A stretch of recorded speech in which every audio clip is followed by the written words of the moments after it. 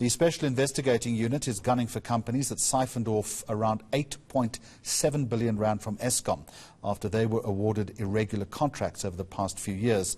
The SIU head, Andy Mothibi, telling the Standing Committee on Public Accounts this week they had also identified a number of officials who've been doing business with the company and those who colluded with private companies. So, when can we expect the SIU to pounce next? Advocate Mothibi, good afternoon to you and welcome. Before you answer that question, how difficult has this been to unravel, and is 8.7 million the tip of the iceberg or the total amount? Jeremy, firstly, thank you very much for the opportunity.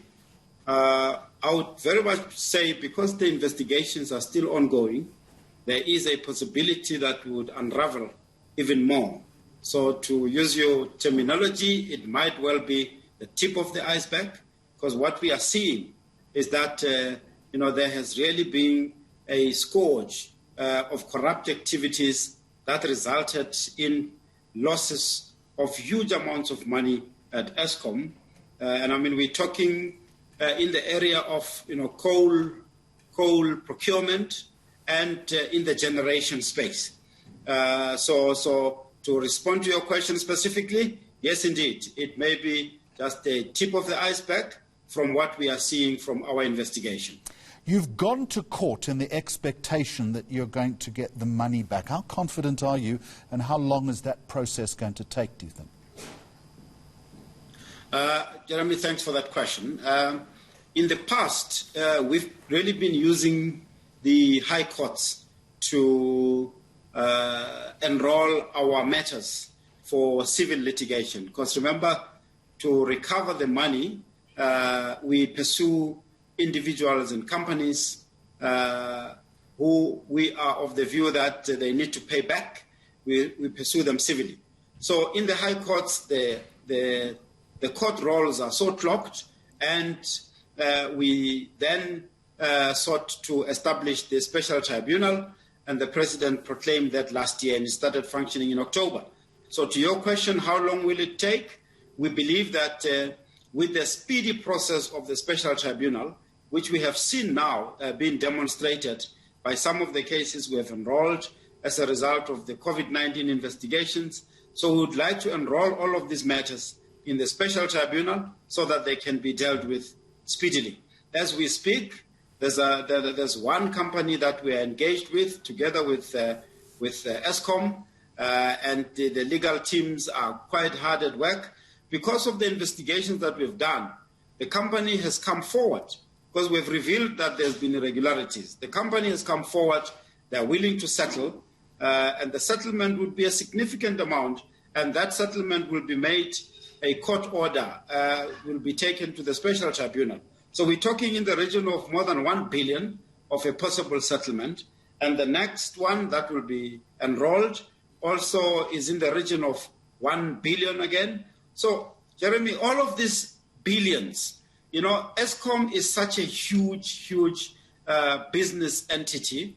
There's this process in the generation space and procurement of coal where processes have deliberately been undermined.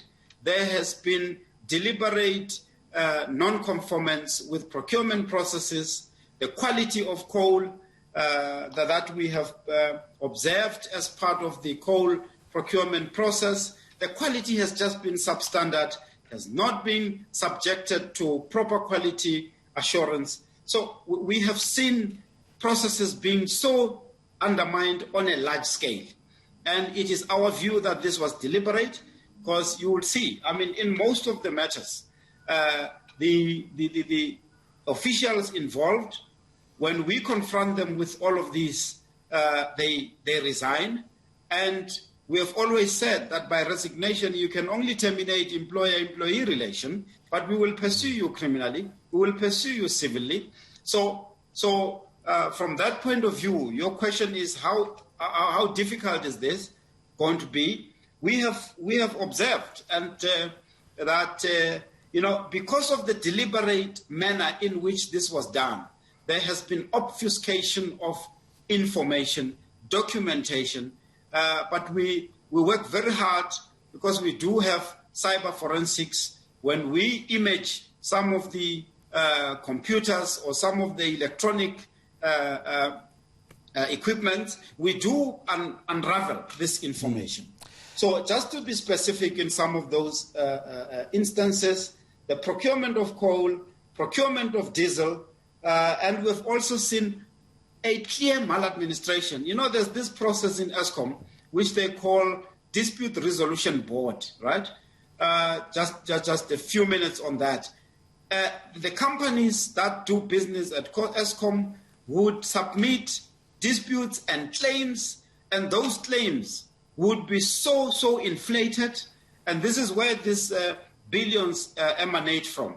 And the officials and executives at Eskom would deliberately not put up a case at this dispute resolution board, allow these claims to go through so that they are paid to these companies, and the kickbacks come back to the officials. This is what the investigation has revealed, Jeremy. It's so endemic. We have seen just, a long spread of corrupt activities, and we are geared up. Already we have referred to NPA. There's been arrests. You've seen. There's a High Court matter that we have enrolled together with Eskom to recoup an amount of 3.8 billion. And you have seen, in terms of holding officials accountable, we don't let anyone off the hook, from the lower officials up until the directors, whether it's CEO or executives. And this case that I talk of is the case against Tegeta, which is obviously linked to the Gupta companies. And we are determined to ensure that it goes through the process, Jeremy, to make sure that we recover. It has really been a very, very worrying and disappointing picture that we have uncovered at Eskom. The depth, the scale of the malfeasance is absolutely astonishing. From the SIU advocate, Andy Mothibi, thank you very much indeed.